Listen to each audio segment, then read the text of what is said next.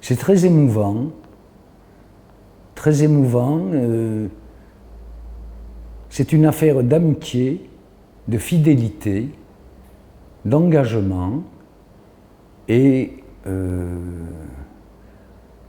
constamment un défi artistique. Donc il y a un aspect rituel et un aspect totalement nouveau à chaque fois, à savoir que je partage avec Serge le privilège de monter l'exposition. Donc nous recevons les caisses, nous dépouillons les œuvres, nous les découvrons, et c'est la tombe de Toutankhamon, un chaos indescriptible. Et nous devons créer un ordre, faire dialoguer des pièces qui se rencontrent pour la première fois. Il y a cette chose aussi. Et c'est magnifique car nous parvenons, et nous y sommes parvenus encore une fois, à créer une proposition de parcours à travers toutes ces œuvres. J'ai l'habitude de dire, quand on doit exposer 10 œuvres, la 11e œuvre, c'est l'exposition.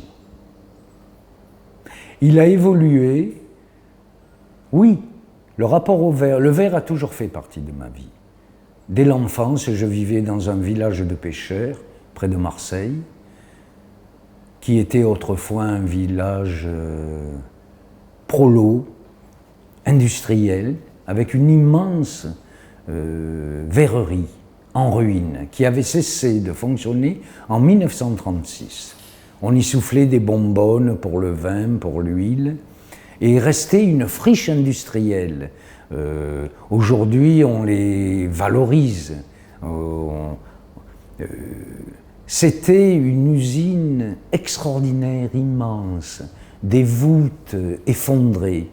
Et il y avait l'ancien four avec des blocs de verre.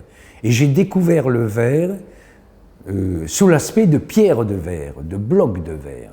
Je n'ai pas rencontré des flûtes à champagne, mais des pierres de verre puissantes, mystérieuses. Et je les ramenais à la maison, je les cachais sous mon lit, ma mère faisait le ménage, elle les mettait à la poubelle, et moi je recommençais. Je ramenais à nouveau du verre, et donc je dirais que la première rencontre avec le verre s'est faite dans une démarche de transgression, de fascination, d'amour, et cacher, perdre, retrouver. Et depuis tout le temps où je suis dans le verre, ce sont toujours ces pierres de verre que je travaille. J'ai un verre brutaliste, extrêmement... il y a plusieurs écoles techniques, esthétiques dans le verre. Il y a le verre de Venise, il y a le verre tchèque, le verre de Bohême, il y a le verre français, l'école de Nancy. Donc des écoles, des postures très diverses par rapport à ce médium. Où suis-je, moi, par rapport à ce médium?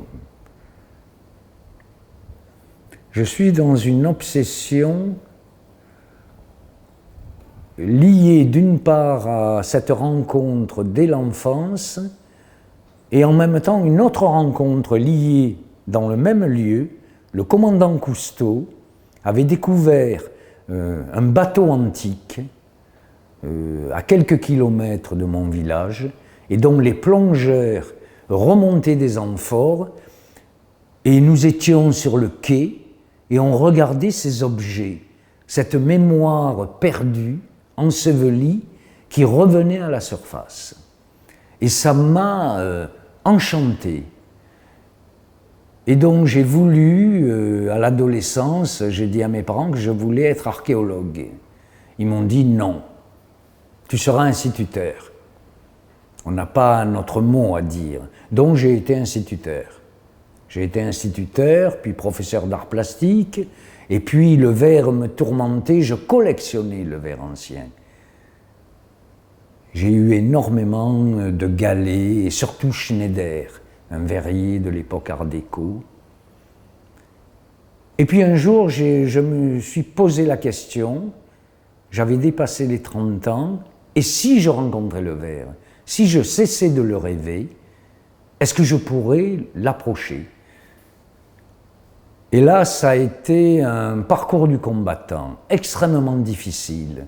Il n'y avait pas, on était au tout début des années 80, il n'y avait pas les universités d'été, il n'y avait pas toute cette profusion, ce marché de la formation qui vous permet, si vous voulez approcher une technique, vous pouvez vous former et voir si vous... Et heureusement, j'ai trouvé une formation sur Paris, les ateliers de voisinage. J'ai soufflé le verre pendant 15 jours avec un vieux portugais.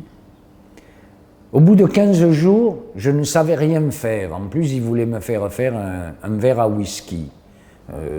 En plus, je ne buvais pas d'alcool à l'époque. Donc, je ne savais rien faire, mais j'avais rencontré le verre. Je l'avais rencontré et je ne voudrais plus le quitter. Donc, après cette formation, premier atelier. Voilà, premier atelier. Cette aventure a commencé réellement. Je ne rêvais plus le verre, je l'avais rencontré et quelque chose allait se mettre en place. Je suis envoûté par la Méditerranée parce que j'ai passé jusqu'à 20 ans de la terrasse de ma maison, je voyais la mer, le ciel, envoûté par cette mer qui est à la fois un élément, un territoire réel, géographique, et un territoire spirituel, philosophique. J'ai essentiellement voyagé toute ma vie dans les pays méditerranéens, l'Italie, l'Espagne, la Grèce, le Maghreb, l'Égypte. J'y étais il y a quelques mois, très peu de temps encore, pour la 8e fois en Égypte. Donc, je suis nourri de ce territoire et je réinterroge les mythes méditerranéens. Parce que je suis un latin. C'est très important pour moi. Je ne suis pas berlinois, je ne suis pas new-yorkais. C'est pour ça que c'est très important ce rendez-vous des Verriales aussi, où il y a tous ces artistes de pays différents, de cultures différentes. Et moi, je suis méditerranéen, j'apporte mes obsessions. Longtemps j'ai cru que j'étais dans une démarche nostalgique. Je me disais, et certains me faisaient toujours la Méditerranée, et depuis quelques années, cette rêverie est devenue un combat, parce que ça pose la question de l'identité. Aujourd'hui, l'identité est un combat. Je suis méditerranéen, j'ai des valeurs méditerranéennes. Je me sens plus proche d'un Algérien, d'un Égyptien que d'un Suédois, parce que nous sommes méditerranéens. Le verre est le seul médium qui a un dedans et un dehors. C'est magique. La peinture, la sculpture de bronze, etc., vous êtes à l'extérieur de l'œuvre. Mais le verre, on peut être devant, dedans, le regard le traverse, etc.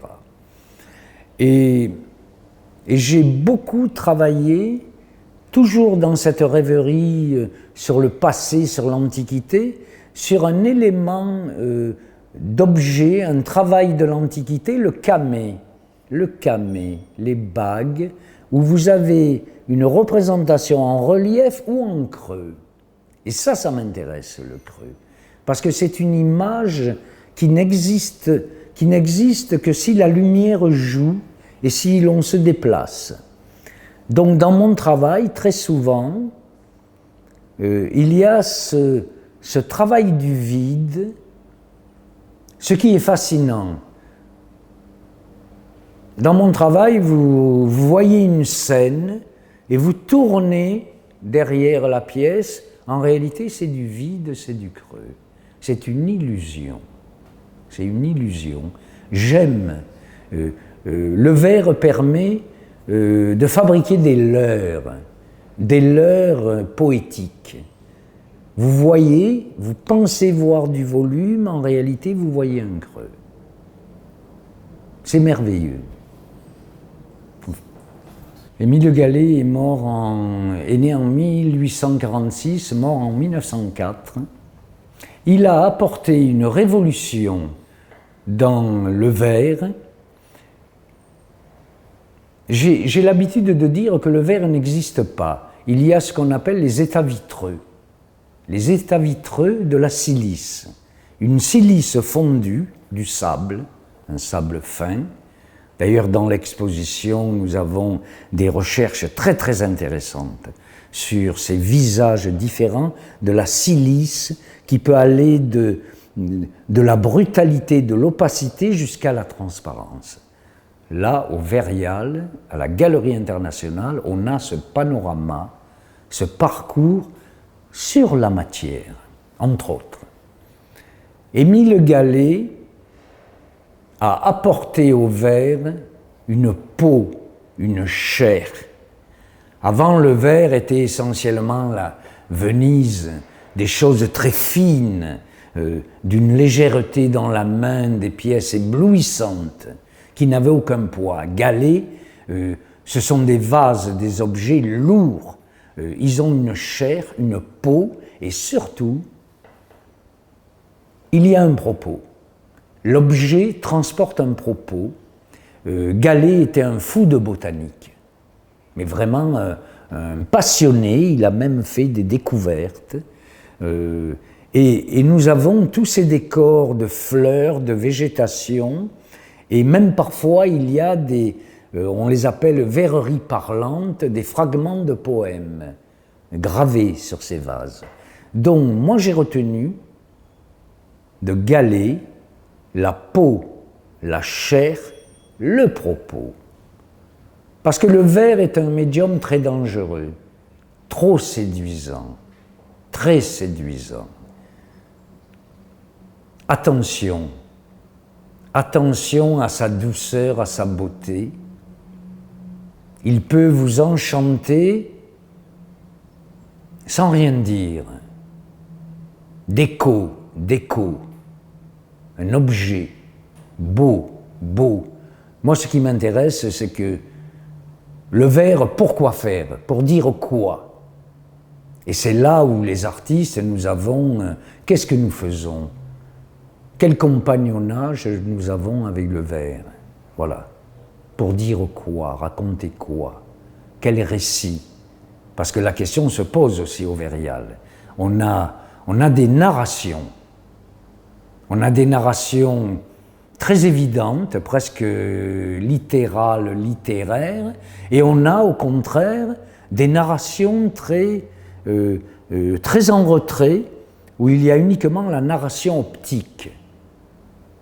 La lumière qui joue avec le volume, avec l'obstacle.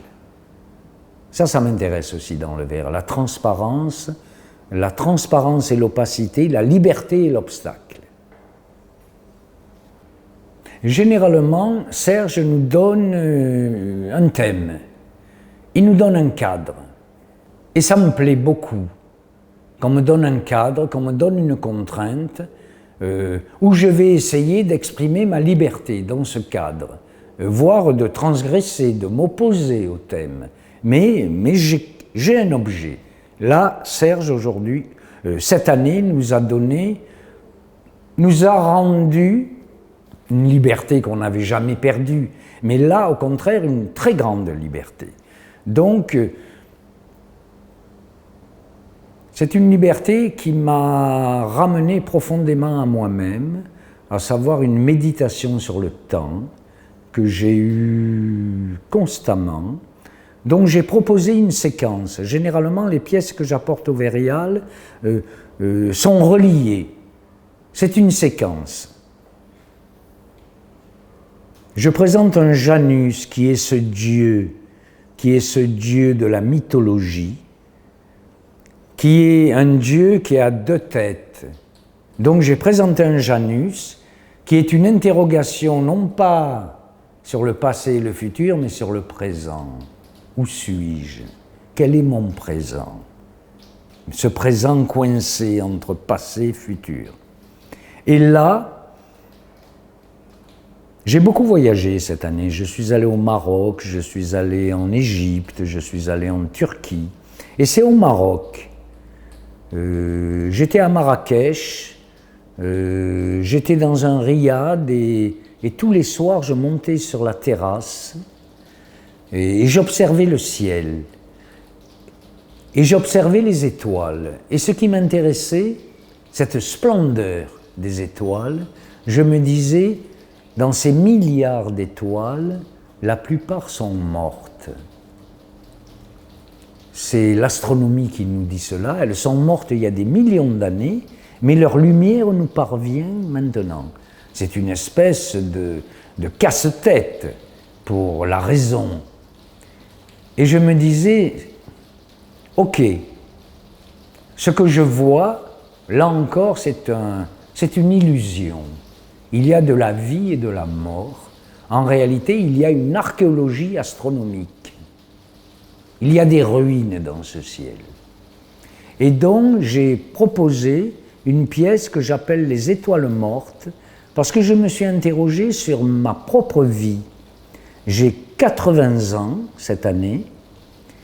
Dans mon ciel, quelles sont mes étoiles vivantes et mes étoiles mortes? Est-ce qu'il ne faudrait pas nettoyer, poser les étoiles mortes, examiner les étoiles vivantes qui me font vivre aujourd'hui? Voilà. C'est un travail sur l'illusion et en même temps une invitation à plus de lucidité.